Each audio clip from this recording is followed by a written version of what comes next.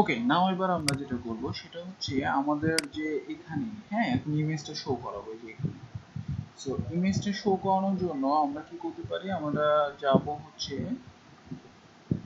মাইগ্রেশনটা on of করি। নাও আমাদের যেতে হবে এই যে ইন্ডেক্স, অর্থাৎ এই ফাইল না, সরি, আমাদের এখানে ক্রিয়েটও না, আমরা জাস্ট এখানে আমাদের মেইনলি মেন যে ফাইলটা, অর্থাৎ যেখানে আমরা সবগুলা শো করাইছি, এটাই, হ্যাঁ, এই যে এখানে। সো এখানে জাস্ট আমরা একটা ফিল্ড বানাই যে পিকচার। ওকে, পিকচার, জাস্ট আমরা এবার এই যে এখানে পিকচারটা শো করাবো। সো এখানে আমরা বেসিক্যালি যেহেতু ইমেজ শো করাতে যাচ্ছি, সো img ট্যাগ নিব।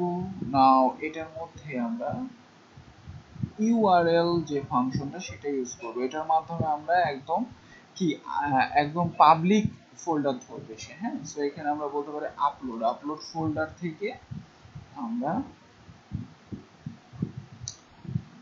জাস্ট কি করব,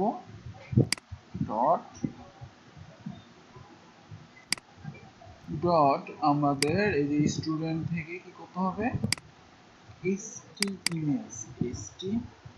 ইমেজ বের করতে হবে। ওকে, তাহলে এখানে সে বসে যাবে স্টুডেন্টের নামটা। ওকে, সো এখানে আমরা আরেকটা কাজ করতে হবে, একটু স্টাইল করতে হবে, উইথ হাইটটা সেট করতে হবে, তাছাড়া প্রবলেম হবে। Style with suppose 50 pixel and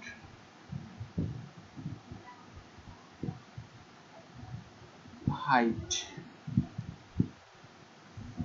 suppose হাইটও আমি দিলাম 50 পিক্সেল।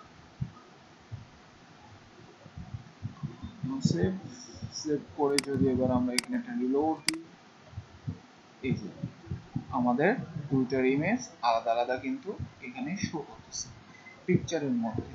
কিন্তু এখানে এডিট এবং ডিলিট এই কাজটা ঘটলো কেন? ডিলিট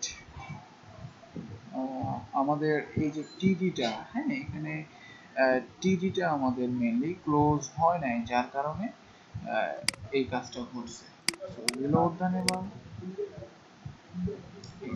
ওকে, সো এই যে ইমেজ আমাদের পারফেক্টলি কিন্তু দুইটার ইমেজ দুইটা শো করতেছে।